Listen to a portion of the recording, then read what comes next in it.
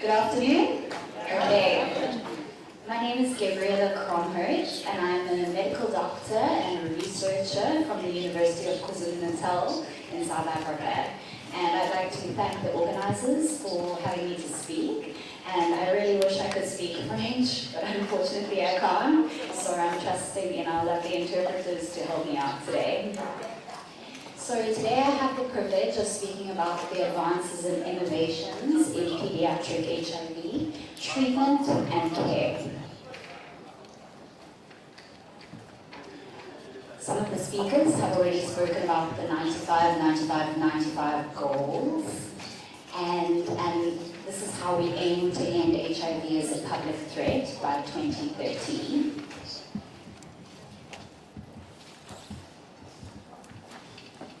So looking globally, we can see that when it comes to the number of people, and specifically children, who know their diagnosis of being living with HIV, it's 63%, only 55% are accessing ARVs, and a staggering 47% are virally suppressed on therapy.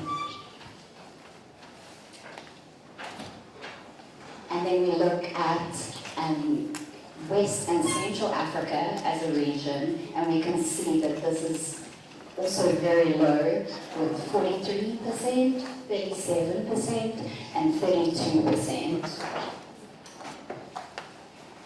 And using the data that has been available on UNAIDS, and on Togo specifically, we can see that in children aged 0 to 14, only 69% are receiving ART. And while this is better than the region as a whole, there's still a lot of work to be done. So the big take-home message from those slides is that children and young people are being left behind, and we need to change that. As we know, we are living in very difficult times regarding the funding landscape, and we know with the dissolution of USAID and uncertainty around PEPFAR, many African nations are struggling regarding their healthcare systems, and some of these implications, specifically to Togo, are the HIV services, and this includes prevention, testing, treatment, support, the capturing of data, and viral load monitoring, and then the auxiliary services that are run by the international NGOs. And according to a report put out by UNAIDS, there was a really big financial gap, and 1.6 billion CFAs that were required for Togo, specifically for ARVs and reagents for testing.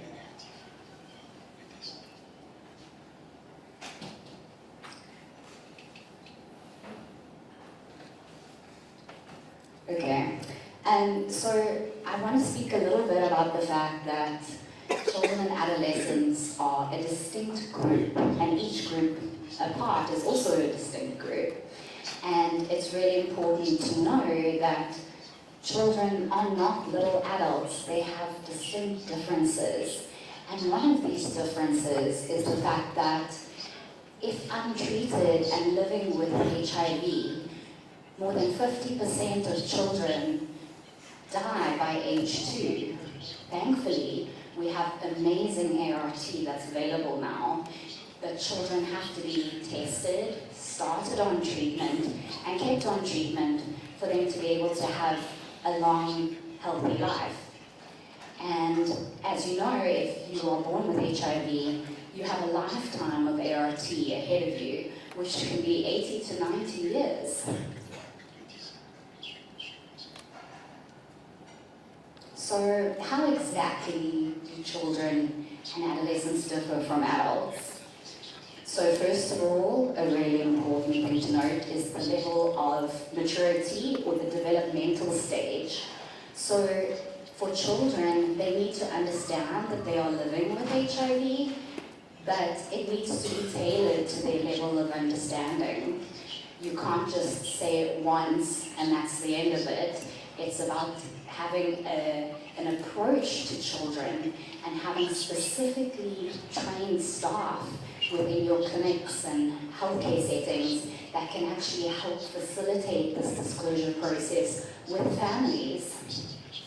Another thing is that children go from heavily relying on their families to take their ART to being responsible for taking it themselves.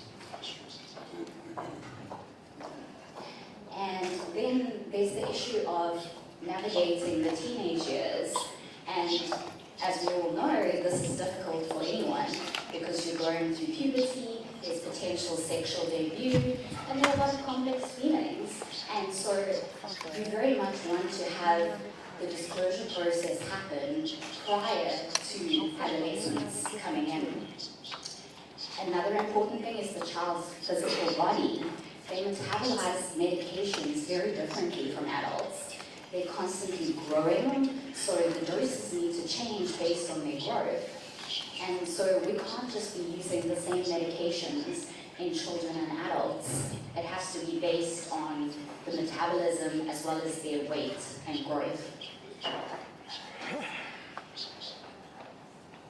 Other considerations when it comes to children and adolescents includes the threat of missing education, so them having to miss school to come for follow-ups and collect treatment. And something that's been touched on quite a lot in the earlier session is around stigma, and that can be both self-stigmatization as well as within the community. And that's something that we need to obviously be constantly and trying to combat in our healthcare systems and communities. And then an important thing that I've already spoken about is the fact that children and young people rely heavily on their caregivers and the family unit. And that's critical for support, adherence, and follow-up in these children. So with regard to ART, we're incredibly lucky to be living in a time where integrase inhibitors are available. And they are incredibly potent viral suppression agents. And at this point, dolutegravir can be used from over 4 weeks old and greater than 3 kilograms, and moving on in terms of age and weight. And this formulation is far better tolerated than lopinavir or ritonavir, and so there's improved taste, so palatability. And we now have access to dispersible tablets, so the dosing is a lot easier. And when I speak about dispersible tablets, these tablets can be put in water, dissolved, and then drank like a syrup, and they taste a lot better than the previous generation of protease inhibitors. The great thing about integrase inhibitors as well is that there's a much bigger barrier to resistance, and which is really exciting. We also have great formulations of combination tablets, so over 25 kilograms, one can access a once daily combination tablet, which includes abacavir, lamivudine, and dolutegravir. And then between 3 and 25 kilograms, there are combination tablets where you may need to take more than one tablet, but they are dispersible and it's a once daily dosing as opposed to the previous protease inhibitors, which was twice daily and had a really terrible taste that children really didn't want to be swallowing. So here you can see a lovely example of a poster explaining how, in French, and how to dose using the dispersible tablets.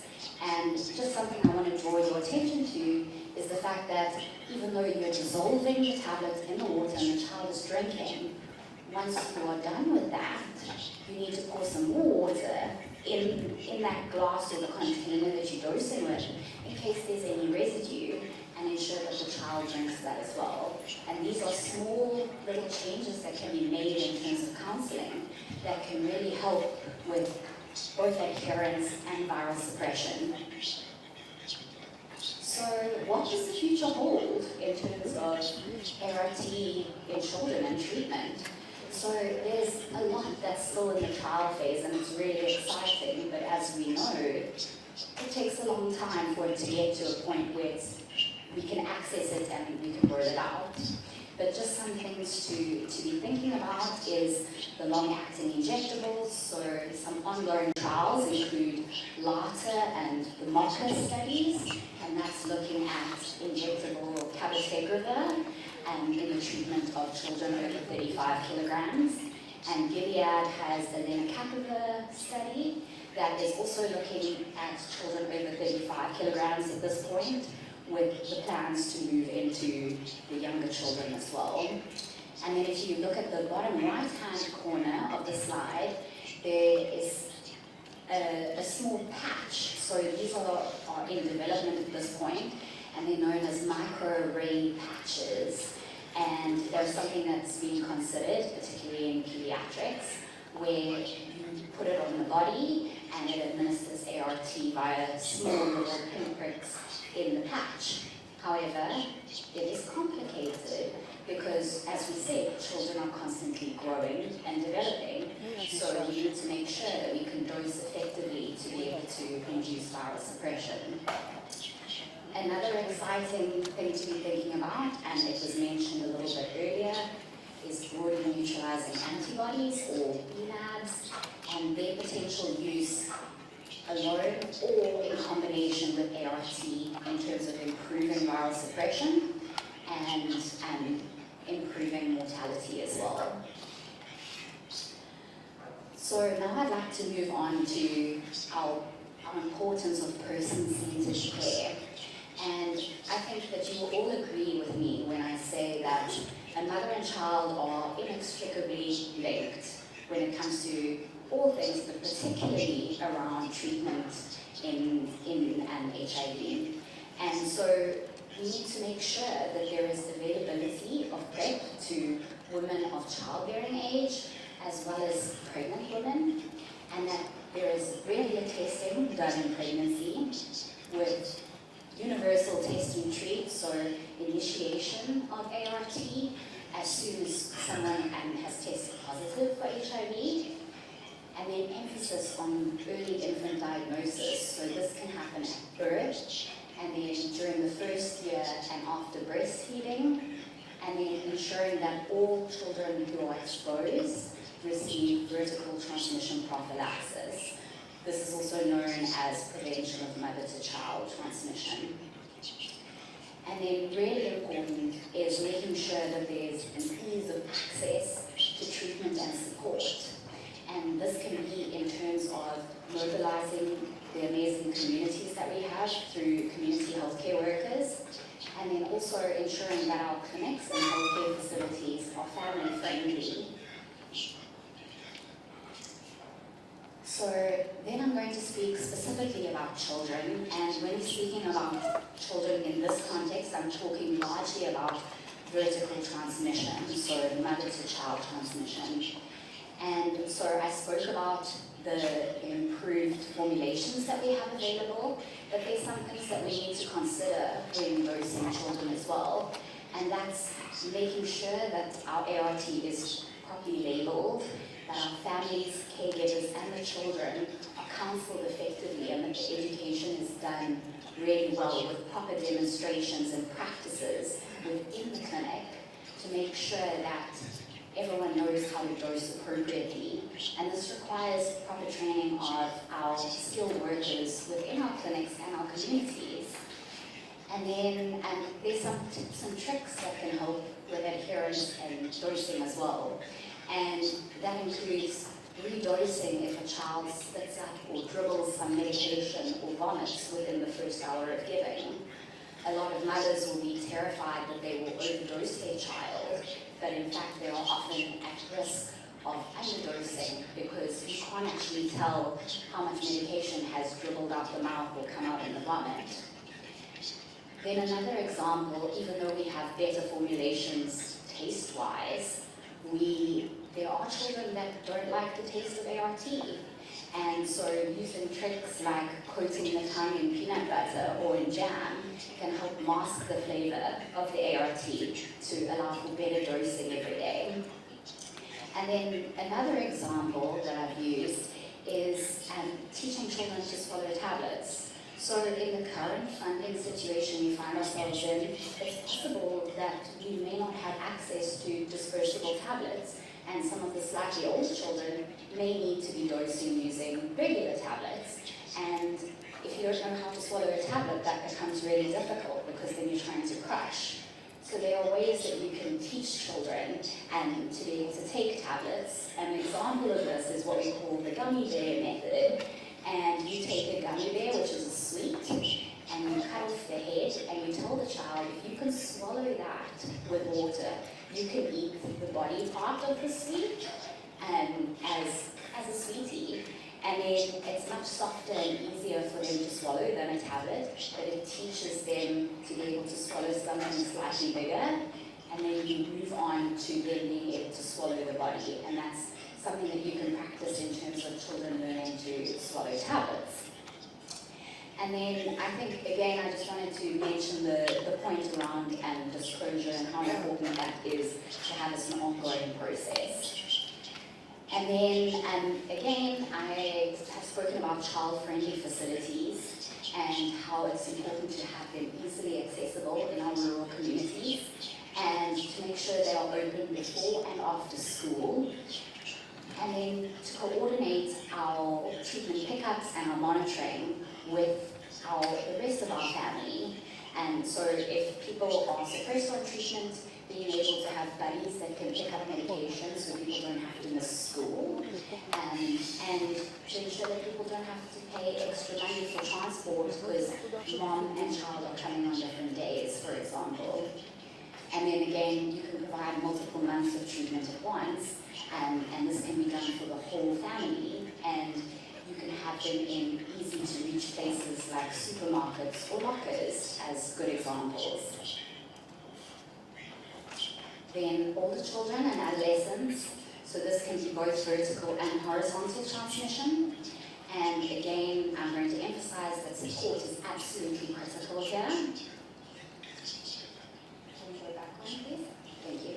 And so this can be done through support groups, which can be in person, but also can use social media platforms such as WhatsApp to assist with peer-to-peer support, which is incredibly powerful in this age group.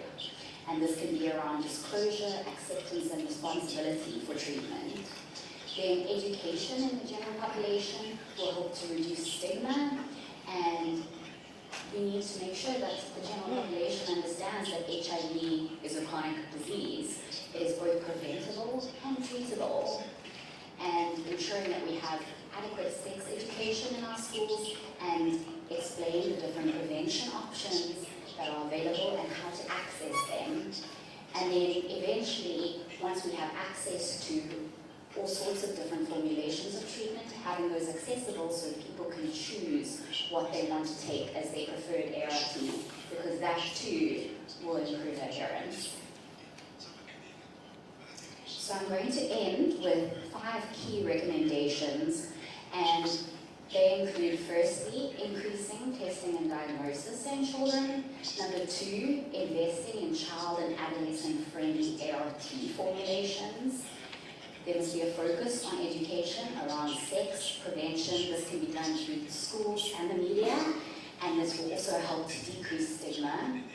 Then ensuring enhanced support, so ensuring that skilled counselors are available, that disclosure is something that's spoken about from early on and is an ongoing process, and implementation of peer support groups, and the utilization of our incredible communities in the form of community healthcare workers.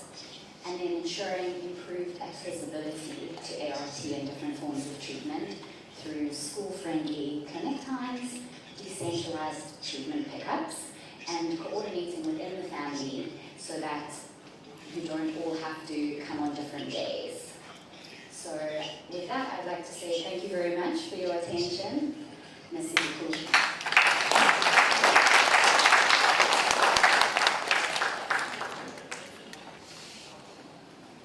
Des applaudissements pour accompagner le Dr.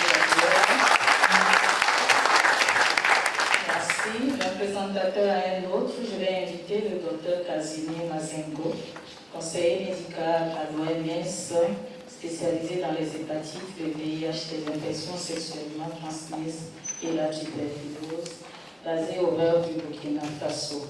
Sa présentation va porter sur la triple élimination du VIH, de la syphilis et de l'hépatite B, des avancées scientifiques récentes. Merci.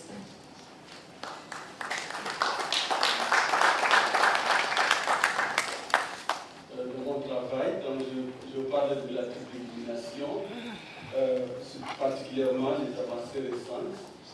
Ah, c'est moi qui me fais. Ok, c'est bon.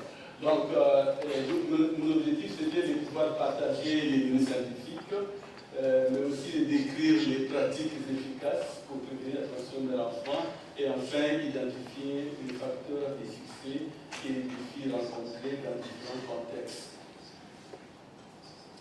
Le rationnel, pourquoi on parle de la triple élimination? On met les trois maladies ensemble, c'est-à-dire le VIH, la syphilis et l'hépatite B. Ces trois maladies sont transmises sexuellement et verticalement de la mère à l'enfant. Et ensuite, elles peuvent causer une forte morbidité et mortalité, les deux, par entraîner la mortalité maternelle et infantile. Elles sont souvent silencieuses, parfois on ne se rend pas compte qu'il y a la maladie. Et ce qui est intéressant pour tout ça, c'est que la bonne nouvelle, c'est qu'elles peuvent toutes trois être dépistées pendant la CPN et réduire la transmission, prévenir la transmission à l'enfant. Donc c'est pourquoi en fait on les met toutes trois et on peut les adresser au même moment par la même intervention. Pour la PTM, nous avons deux composantes essentielles. La composante de la mise en œuvre, mais nous avons ensuite la composante de la validation de l'élimination. Dans nos pays, nous sommes habitués plus à la composante de mise en œuvre. Mais la réalité, c'est que nous avons d'un côté la mise en œuvre, mais ensuite, il faudra voir est-ce que nous sommes en train d'aller vers la validation. Et donc, la mise en œuvre permet de pouvoir réduire l'incidence, tandis que la validation... Ah, ok. Donc, la mise en œuvre nous permet de pouvoir réduire l'incidence. Tandis que la validation nous permet de pouvoir attester que le pays a atteint les critères d'élimination de moins une maladie. Et ce qui doit être fait de manière régulière au niveau du pays. Alors ici, on nous parle un peu de l'évolution dans les temps. Qu'est-ce qu'il y a eu comme avancée par rapport à la triple élimination? Et globalement, on dit que la validation détermine où nous en sommes. Nous avons actuellement 21 pays jusqu'au mois de juin dans le monde qui ont parcouru le parcours de l'élimination. Nous avons 21 pays. Nous voudrions atteindre dans nos objectifs 100 pays d'ici 2030. D'ici 2030, nous voulons avoir 100 pays dans la voie de l'élimination ou ayant validé l'élimination. Et parmi les 100 pays, nous voulons bien avoir le Togo, n'est-ce pas? Donc nous voulons avoir le Togo. Et nous en sommes capables. Alors, pour le moment, nous avons plus de 50 pays qui ont exprimé l'intention d'aller vers l'élimination. Donc 50 pays qui ont demandé qu'on puisse aller évaluer leur niveau d'avancée. Alors, mais nous avons un seul pays qui a fait le chemin pour les trois maladies. C'est la Namibie, en Afrique. Donc c'est le seul pays, même le Cuba a fait cela pour une seule maladie, mais le pays qui a fait pour les trois maladies, c'est la Namibie. Et le Togo est sur la bonne voie pour faire pour les trois maladies. C'est à nous de pouvoir nous mettre sur, nous engager et nous mettre sur ce chemin-là.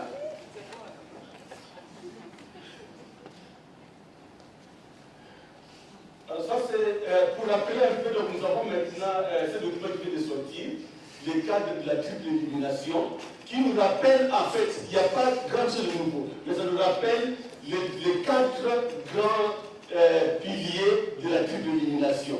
En commençant par la prévention primaire, c'est-à-dire les jeunes filles à l'âge de procréer, les liens et l'intégration en termes de santé et de reproduction, la santé, les soins de PTM essentiellement, mais aussi les soins par rapport à la cellule familiale. Et évidemment, à cela, nous avons ajouté une composante transversale qui comprend les différents services de soutien, donc l'information, les approvisionnements, ainsi de suite.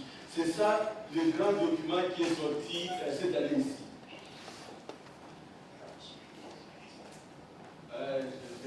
Ok, merci. Alors, la grande question qui se pose, pendant que nous sommes en train d'expérimenter, de vivre la crise financière mondiale, qu'est-ce que nous faisons de la PTB? Qu'est-ce que nous faisons de la triple élimination? Est-ce qu'on la laisse tomber ou comment? Ça, c'est la grande question. Parce que maintenant, on parle de la priorisation, la dépriorisation, ainsi de suite. Qu'est-ce qu'on fait de la PTB? Alors, donc, on vient de faire un grand travail au mois de juillet à Genève avec tous les partenaires pour voir quelles sont les priorités pour les VIH, les IST, les hépatites, dans le contexte de limitation des ressources.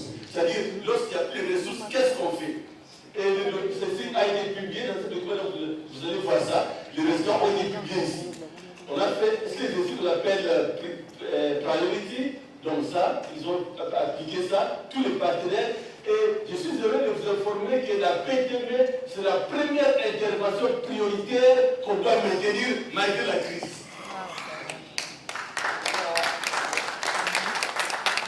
On doit maintenir la PTB. Et ça, tous les bailleurs le savent, tous les acteurs le savent, les gouvernements le savent, que nous devons maintenir la PTB comme étant la première priorité d'intervention. Nous agissons pour la santé de la mère, mais aussi nous prévenons l'infection chez l'enfant. L'exercice a été très dur. Il fallait voir qu'est-ce qui est vraiment indispensable, qu'est-ce qui est à peine important et qu'est-ce qu'il faut carrément rejeter. Alors, mais la PTB a été retenue comme étant la première intervention. Ça nous permet de continuer à... Voilà, merci. Ça nous permet de continuer à travailler sur la PTB malgré le temps dur. Alors, par rapport au VIH, nous avons déjà fait beaucoup d'avancées. En fin 2004, nous avons 120 000 enfants qui ont été infectés. C'est vrai qu'il y a une baisse, mais ce n'est pas encore suffisant pour atteindre l'objectif d'élimination. Et les infections interviennent pendant la grossesse et l'allaitement. Et le risque d'attention mère-enfant est très bas lorsque la charge virale est supprimée. C'est tous les efforts que nous devons faire de nous assurer que la charge virale chez la maman est supprimée. Et en 2024, elle nous a dit, Gabriela, c'est que les enfants ont été injustement servis par rapport à 95, donc nous allons faire un grand effort par rapport à cela. S'agissant de la syphilis, nous avons chaque année 8 millions d'infections de syphilis qui interviennent. C'est énorme. Souvent, on a tendance à négliger ça, mais c'est énorme. Et la syphilis est transmise verticalement par la grossesse. 50% des mères qui sont infectées, si elles ne sont pas traitées, elles finissent par avoir un accouchement prématuré, un décès néonatal, un enfant de petit poids ou une infection sérieuse à la naissance. Donc, il faut absolument voir. Et pour ça, c'est très simple de pouvoir traiter. Donc, dépister, traiter. Malheureusement, lorsque cela n'est pas fait, 50% de la moitié des grossesses, pour les mamans qui ont été infectées, vont avoir des conséquences. Et tout ça parce que nous, on n'a pas fait notre job. Alors, on fait le dépistage, après un test rapide pendant la grossesse, et on donne la pénicilline G. Juste ça. Pénicilline G, et c'est fini. La mère est sauvée, l'enfant est sauvé. Alors, malheureusement, vous verrez ici que le dépistage est d'abord faible pendant la grossesse, malgré les taux de prévalence élevés, et même lorsqu'on a testé, le traitement est encore faible. Donc, le pays n'offre pas suffisamment de dépistage pour les femmes enceintes, et on n'offre pas non plus les traitements suffisamment pour les femmes qui sont dépistées positives. Et quand bien même les partenaires, je ne dis pas, mais le gouvernement on peut mobiliser des ressources pour avoir ne fût-ce qu'un flacon de PNG pour les femmes qui sont dépistées positives. Et nous devrons faire un travail de sensibilisation et même de plaidoyer. Ici, nous avons beaucoup de communautaires qui sont habitués au plaidoyer, donc profitons de cela. Par rapport à l'hépatite, donc nous avons 254 millions de cas dans le monde. Et ici, on a pratiquement 4,3 seulement pour les enfants de moins de 5 ans. La principale voie de transmission pour les hépatites, l'hépatite B, c'est la transmission mère-enfant et la transmission pendant l'enfance.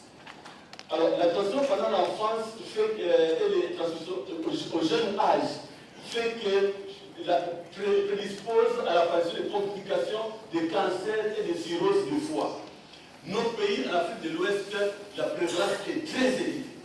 Et le problème des cancers et des cirrhoses du foie, c'est des problèmes très fréquents dans nos milieux. Nous devons prévenir si nous faisons la PTM dès le départ. Alors, l'OMS recommande les 3 doses de vaccins en routine, mais aussi les vaccins à la naissance. Mais le paquet complet comprend les dépistages, les traitements, la prophylaxie, TDF pour les mecs qui sont testés et évidemment le vaccin à la naissance.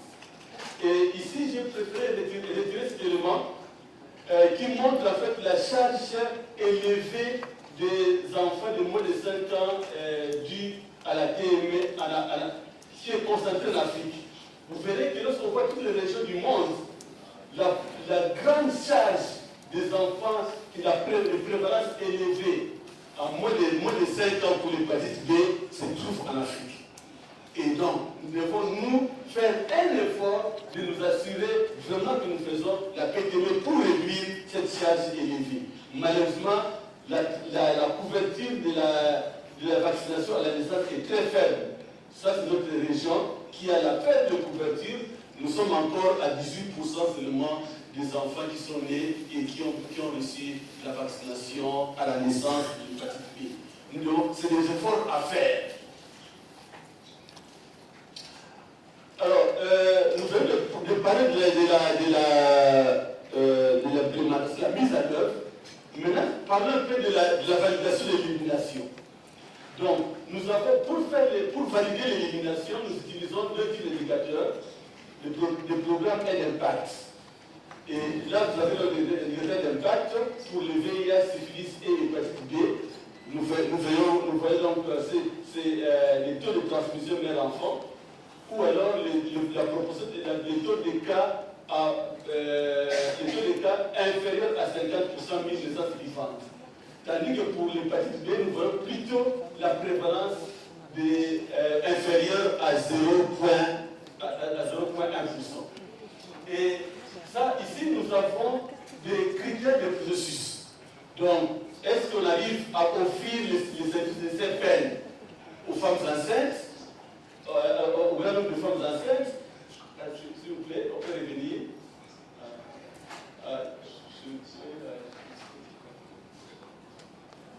Voilà. Donc, on essaie de voir dans quelle mesure nous couvrons les services chez la femme enceinte. Et pour l'hépatite B, c'est essentiellement la vaccination à la naissance. C'est un élément important. Et beaucoup de nos pays ont fait un effort de mobiliser les ressources pour commencer à vacciner à la naissance. Et lorsque vous avez fait cet exercice-là, pour voir où est-ce que nous en sommes, il y a possibilité de voir le chemin vers l'élimination.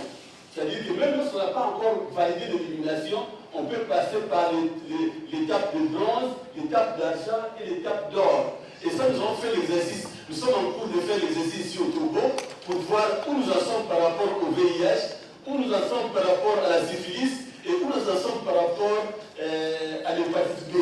Comme ça, nous allons renforcer nos efforts par rapport à cela. L'exercice fait, là, on est à la phase de pouvoir écrire, faire les dernières analyses.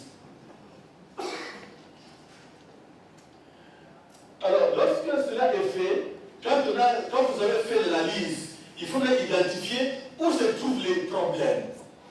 Et généralement, on regroupe 4 types de problèmes. Les problèmes au niveau du programme, les problèmes au niveau du laboratoire, les problèmes au niveau des données et les problèmes au niveau des droits humains. Droits humains, genre... Et là, vous devez faire 4 commissions au niveau du programme pour essayer de suivre cet exemple, suivre comment les données avancent. Est-ce qu'on a encore des problèmes au niveau du programme? Est-ce qu'on a des problèmes au niveau du laboratoire? Il faut travailler de manière régulière pour espérer parvenir à l'élimination. Les collègues du Botswana qui ont fait l'exercice et de Namibie ont vu comment c'est difficile de suivre ça, mais il faut se mettre. Il faut se mettre et commencer à suivre régulièrement comment avance commission par commission.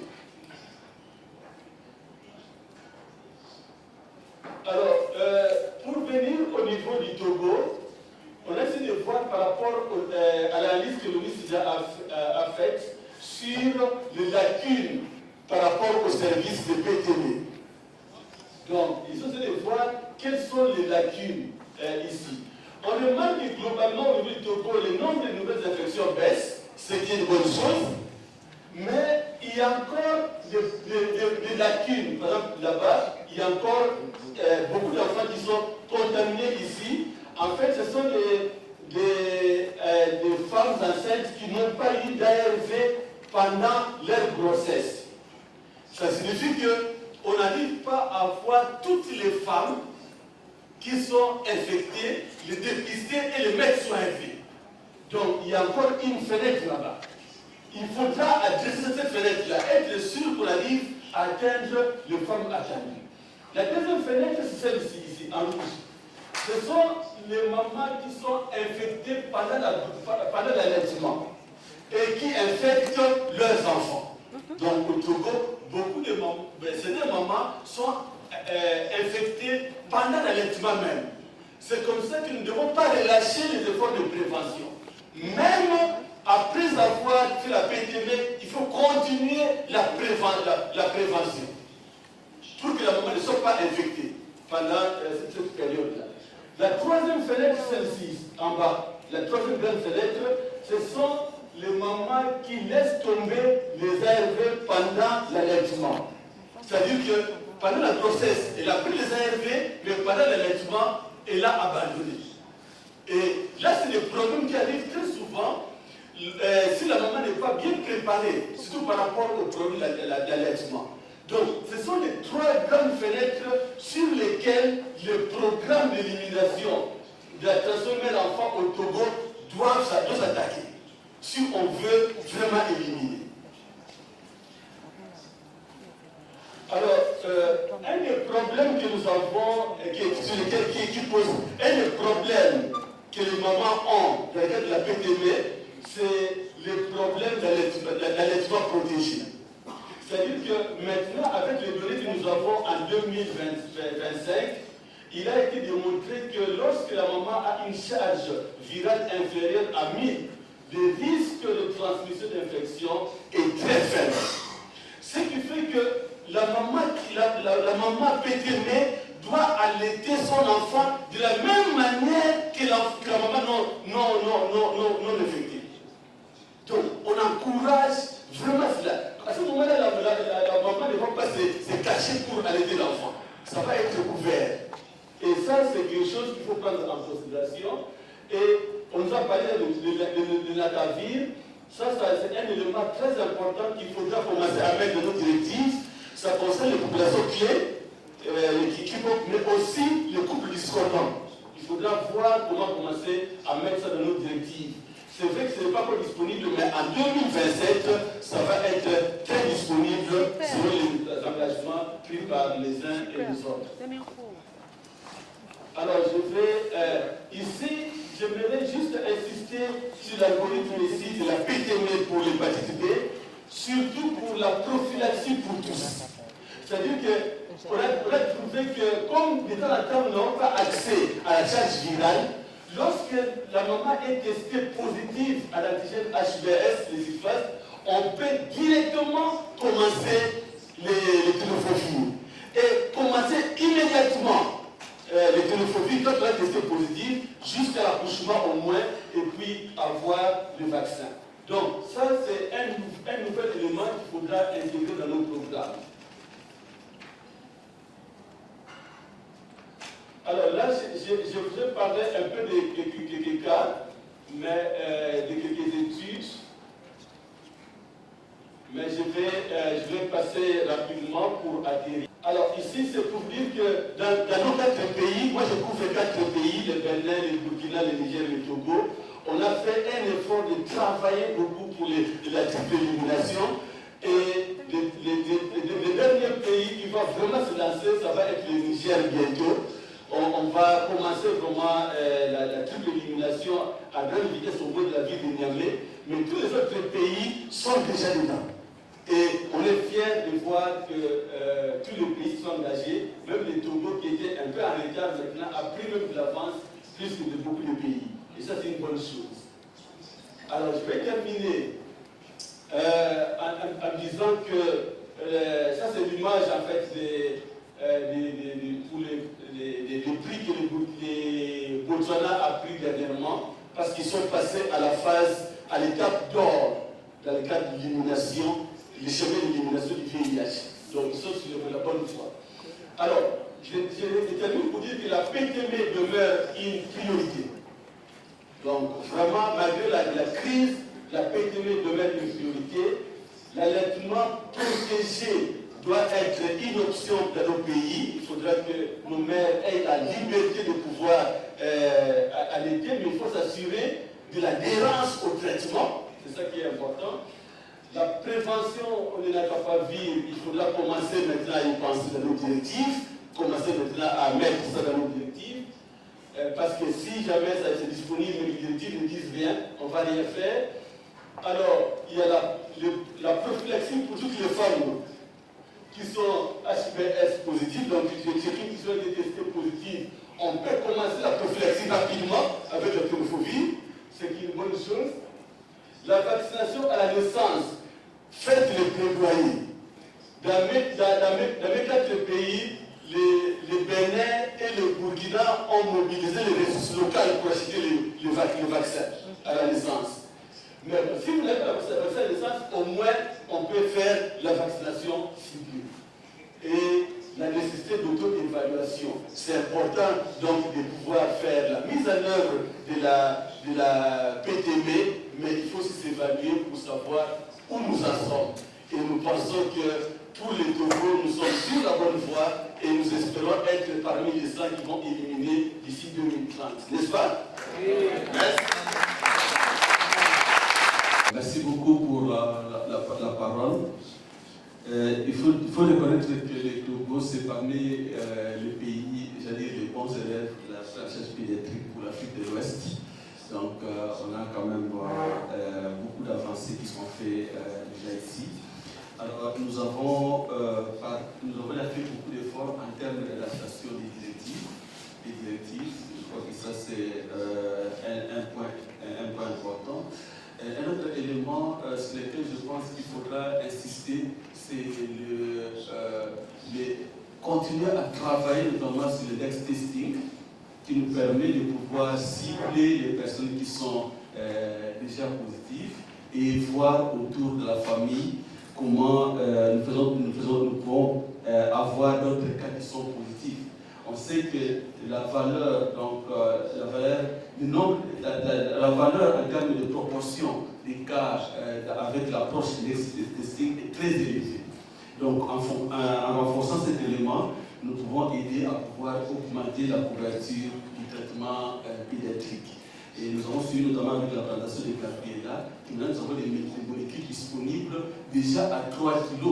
Donc dès la naissance, nous avons déjà pratiquement des molécules disponibles, question de pouvoir les prendre en compte. Ça, c'était peut-être par rapport aux enfants.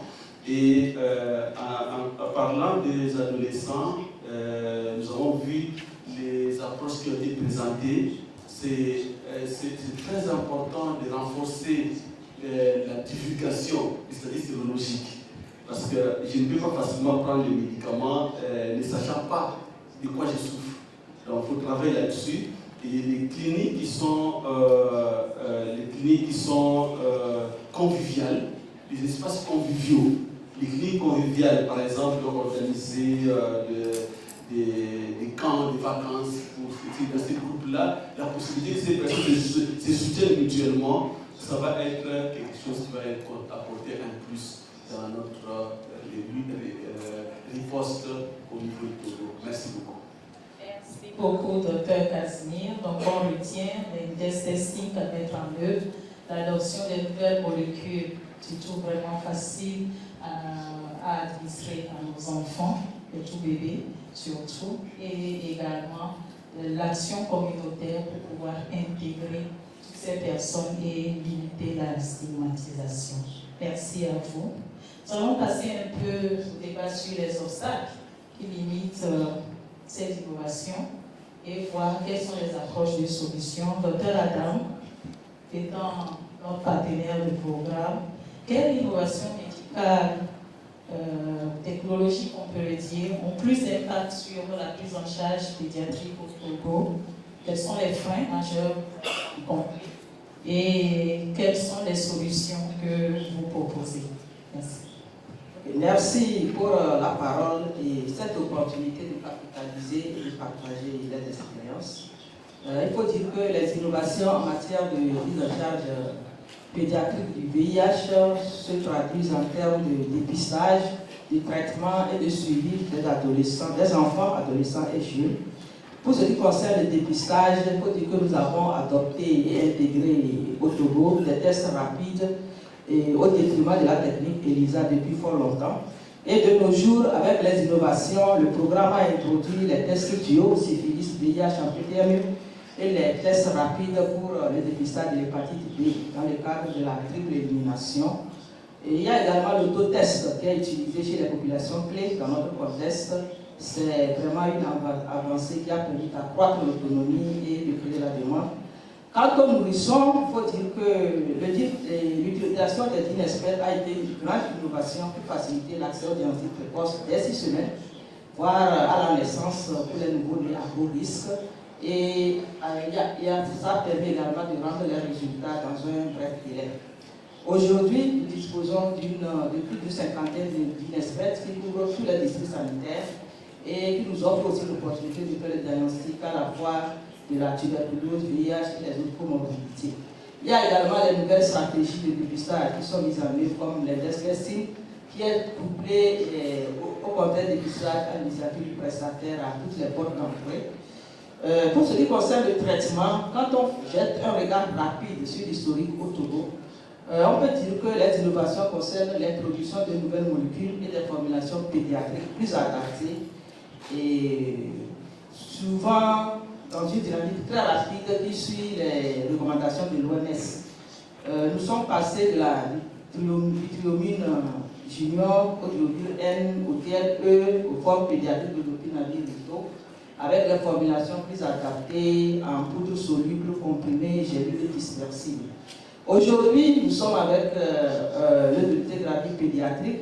On est en train de l'introduire dans nos protocoles. On est à la phase de transition. Nous n'avons pas encore le quadrilune qui est composé d'abacavir, 3TC et l'opinavir, ritonavir en combinaison fixe. Pour ce qui est des injections à longue durée d'action, c'est le cabotegravir qui a été commandé et qui est actuellement déjà réceptionné. Donc nous sommes à la phase de transition. Nous allons continuer par utiliser la voie orale pour la PrEP chez les populations clés, bien sûr. Pour terminer avec le traitement, il faut dire que les options thérapeutiques pour les deuxième et troisième lignes restent toujours difficiles malgré les innovations, parce que nous avons les enfants qui commencent par des inhibiteurs de protéase en première ligne, qui vont passer aux unités en deuxième ligne, et les options pour la troisième ligne sont très limitées. Nous n'avons pas encore le darunavir qui est un IP de deuxième génération, la forme pédiatrique. Pour ce qui concerne le suivi des enfants et adolescents, essentiellement c'est que la digitalisation de la transmission des résultats représente un véritable pas en avant en termes d'innovation. Les résultats sont transmis aussi bien par la téléphonie mobile que par l'outil HSI qui est une application web qui permet aux prestataires d'envoyer de visualiser les résultats des différents examens en temps réel et également de prendre des décisions. Et l'avantage, c'est que cet outil permet de prendre en compte tout, le dépistage, la charge virale, la PCR, CD4, même le dépistage des comorbidités. Et ces différents outils numériques ont vraiment facilité la collecte de données numériques et ça nous a vraiment permis d'avoir une bonne vision cohérente et consolidée des indicateurs au niveau national, mais aussi à tous les niveaux. Il y a également la possibilité de l'interopérabilité entre ces différents systèmes et qui a permis de réduire vraiment les doublons. Maintenant, il faut aussi ajouter l'implémentation des modèles différenciés de soins qui a permis d'adapter aussi les services aux besoins de ces adolescents et jeunes. Donc, toujours dans le suivi, il y a le test rapide CD4 qui a été évalué l'année dernière et cette année, nous avons déjà réceptionné. Les sites sont en cours d'utilisation. Comme obstacle, je peux dire que quand je prends l'optimisation de l'utilisation des aides pédiatriques, le principal obstacle, c'est vraiment la gestion de la transition.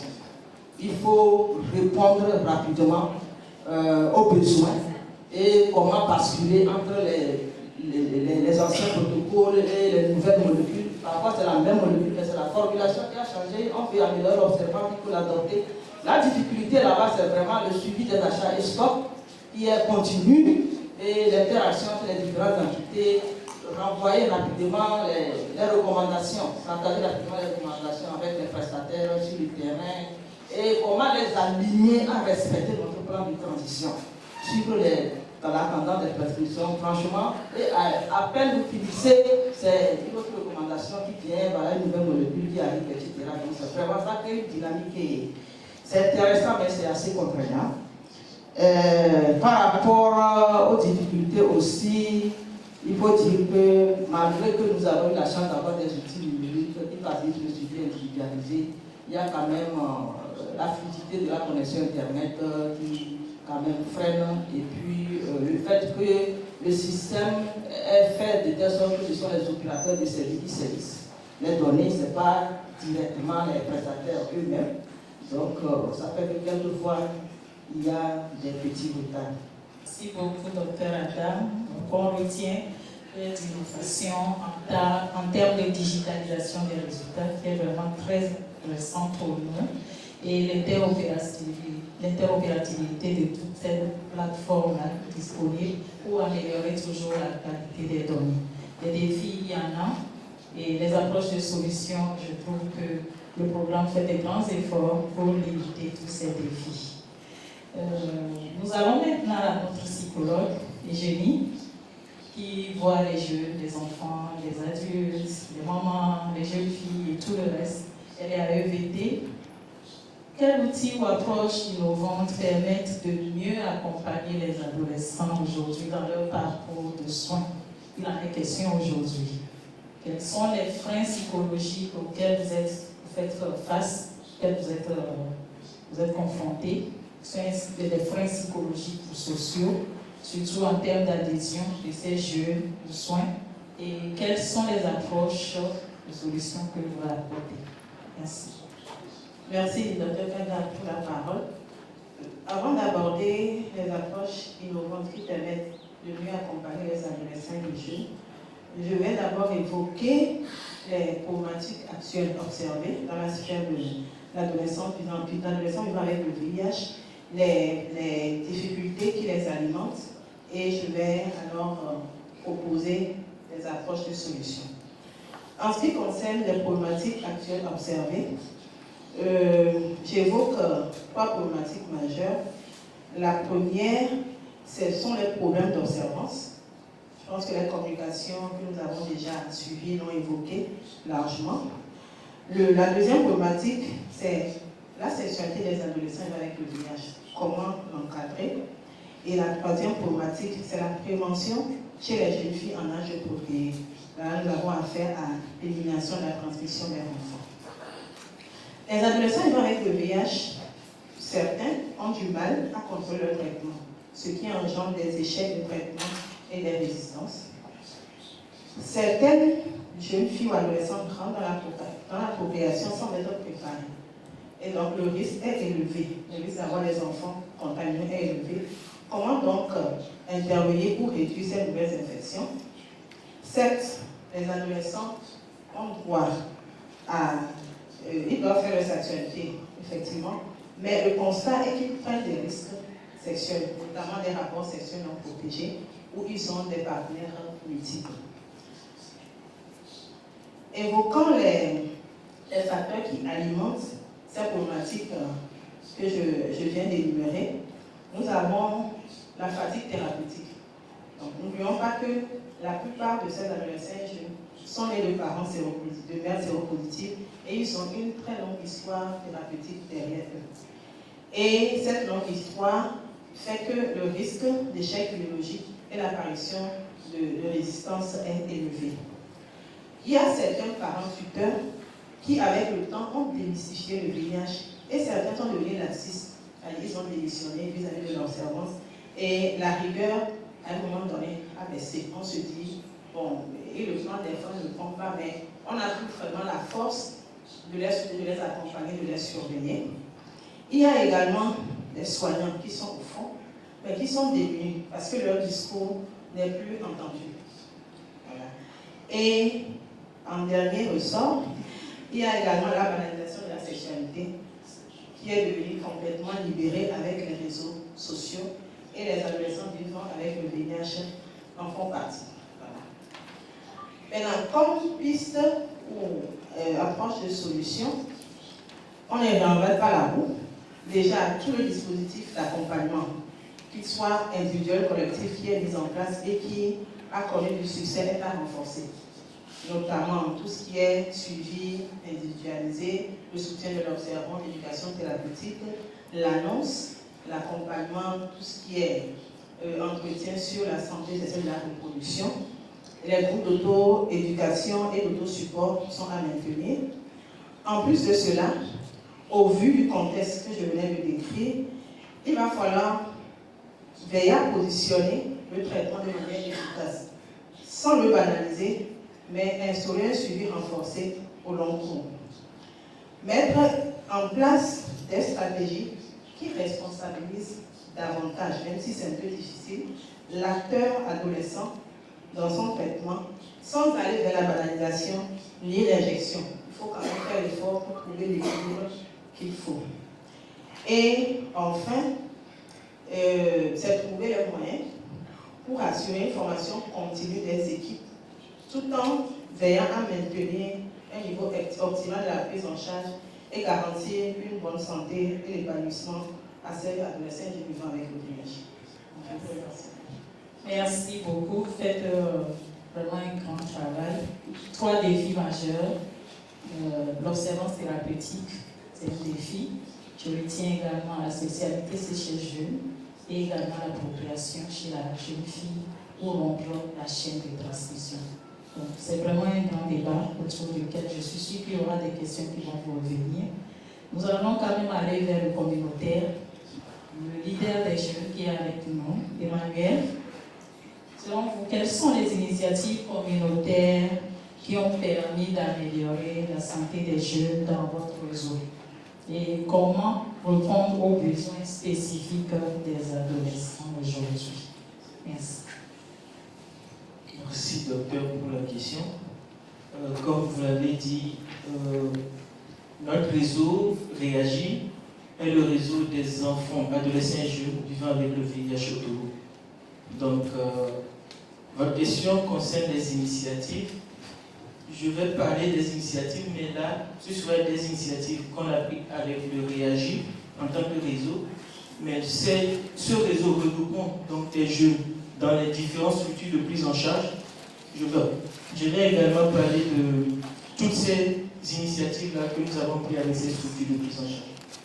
Donc, parlant d'initiatives, la première qui me vient en tête, c'est l'implication des jeunes, que ce soit dans les structures de prise en charge ou dans les différentes instances. Depuis quelques années, cette implication a été effective et de plus en plus croissante, ce qui permet à nous, enfants, adolescents et jeunes, d'exprimer nos réels besoins et de trouver ensemble des solutions. L'exemple palpable est la rédaction de la demande actuelle GCC qui est en cours et la conduite des activités sur le terrain. Les jeunes se sont vus au centre de toutes ces activités et ont fait des propositions qui ont amélioré beaucoup de choses. L'une de ces propositions est la péréducation que nous connaissons tous. Mais cette activité était menée dans les associations et grâce à l'implication des jeunes, aujourd'hui on l'a vu dans les structures publiques. Les résultats ont été montrés tout à l'heure, c'est plus de 80% de charges virales supprimées qu'il y a dans ces structures où les pères éducateurs sont en activité. En dehors de la péréducation, je veux parler aussi des sensibilisations que nous faisons avec les associations, mais également en tant que réseau Réagir. Nous avons notre page Facebook aussi sur laquelle nous partageons des informations, nos activités, des sensibilisations depuis quelques instants. Outre cela, nous intervenons également dans le dépistage sur le terrain. On a eu la chance de faire un projet dernièrement de dépistage à l'intérieur du pays où les jeunes ont été au centre et je ne vais pas dire que c'est nous qui avons permis de trouver des cas positifs, mais on a été au centre et on est heureux quand même de confirmer que voilà, nous avons pu aider à trouver nos frères qui ne sont pas encore ramenés dans les soins. Outre les initiatives citées, il y a également le Youth CLM que le réseau Réagir Plus a mené au Togo. Nous avons eu une formation grâce au RAS Plus et les collègues sur le terrain aussi. Donc, une initiative pas des moindres, mais que j'ai placée en dernière position, est le traitement directement observé, qui a été mené dans l'une de nos associations mères et qui a donné de bons résultats parce que c'était en face de certains enfants qui avaient des difficultés à être observants. Donc les jeunes également ont été au centre de ce diagnostic, ce dispositif-là, et ça a donné de bons résultats. Les 2 enfants sur lesquels ce dispositif a été mis en place ont aujourd'hui leur charge virale qui sont supprimées. Cela ne se fait pas sans défi. On en a cité plusieurs tout à l'heure, mais 2 spécifiquement ne sont pas tous sortis, notamment la santé mentale de ces enfants, adolescents et jeunes là, surtout ceux qui veulent s'engager et être sur le terrain pour le bien-être de leur père. Outre cela, il y a aussi est-ce que je devais dire les nouvelles stratégies. Aujourd'hui, on parle de vieillir avec le VIH. Madame Eugénie l'a dit tout à l'heure, beaucoup de jeunes aujourd'hui qui sont nés avec le VIH ont quasiment la même histoire que les personnes âgées avec le VIH. Donc tout ce qu'il y a comme répercussion des traitements sur la vie de ces enfants-là constitue également un défi pour ceux ou ces derniers. Maintenant, quoi faire en tant qu'approche de solution? C'est déjà dans ce contexte de raréfaction de financement, faire un appel à tous les bailleurs, les partenaires, à contribuer, à ne pas baisser les bras et à continuer d'accompagner la lutte contre le VIH pédiatrique et également adresser un mot fort à nos instances ici au pays pour réfléchir à plus de mobilisation domestique afin de pouvoir aussi aider nous-mêmes à notre épanouissement. Également, il faut continuer à impliquer les jeunes, les adolescents dans la définition de tout ce qui est comme stratégie qui leur est adressée. Donc cela est la seule voie par laquelle on peut venir à bout du VIH. Je ne pourrais terminer sans également faire mention de l'action communautaire, la valorisation et la capitalisation de tout ce qu'il y a comme expertise communautaire. La Paire Éducation, je l'ai dit tantôt, est née dans les associations avant d'être aujourd'hui dans les structures publiques. Le traitement directement observé actuellement est en expérimentation dans les mêmes associations. Si on fouille bien dans ces associations, il y a forcément des stratégies que nous pouvons mettre, étendre et répondre efficacement à nos défis. Je vous remercie. Et donc, nous allons terminer avec le programme, donc au Dr Adam, cette question. Quel mécanisme de programme met-il en place pour renforcer la synergie, cette synergie qui doit exister entre les communautaires, les cliniciens prestataires et les décideurs politiques? Qu'est-ce que le programme a mis en place comme mécanisme pour renforcer cette synergie? Ok, merci. Je pense que pour favoriser ce dialogue entre les cliniciens, décideurs, communautaires et autres, il existe plusieurs cadres pour cela. On peut citer entre autres les comités de suivi thérapeutique qui sont de petites communautés thérapeutiques mises en place au niveau de chaque district sanitaire et qui est constitué de tous les acteurs, tout profil confondu, impliqués dans la prise en charge globale du VIH, que ce soit les adultes ou les enfants. Et c'est une instance qui permet vraiment à tous les prestataires de partager les expériences cliniques, d'analyser les boulots tout le long de la cascade de dépistage et de traitement et d'apporter des solutions. Et pour cela, il existe une plateforme numérique sur laquelle tous ces acteurs sont inscrits. Et en plus de cela, ce comité thérapeutique a cette vocation-là d'organiser des réunions de coordination trimestrielle sous le guide des directeurs préfectoraux de la santé, des points focaux de chaque district et région, pour pouvoir être organisé, pour pouvoir faire des réunions en présentiel et discuter des problèmes. Il y a également des plateformes numériques qui existent de façon spécifique par catégorie d'acteurs. Il y a la plateforme des prescripteurs, médiateurs, OPS, même les pères éducateurs, adolescents et jeunes vivant avec le VIH qui permet à chaque entité de discuter des problèmes spécifiques.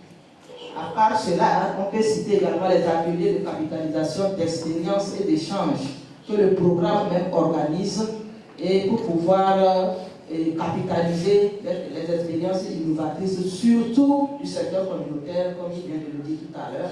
Quand je prends la PrEP, ça a commencé au niveau de EVT par une expérience pilote et nous avons organisé un atelier de capitalisation d'expériences pour d'abord partager les résultats, ensuite analyser ensemble pour voir qu'est-ce qui est faisable. Dans le cadre du passage à l'échelle, la Paire Éducation, comme il est dit, ça a été le cas. Le TDO qui est actuellement en cours, nous sommes associés également, donc ainsi de suite. Il y a ces ateliers-là qu'on organise. Et le programme suit également de très près les recherches opérationnelles qui sont en cours. Il y a l'étude de radar, par exemple, par rapport au dépistage, pour rattraper les enfants qui ont échappé à la PTME. Donc nous suivons également de très près, les résultats sont en cours. On organisera après cet atelier de capitalisation d'expérience pour voir comment on peut capitaliser cela et passer à l'échelle.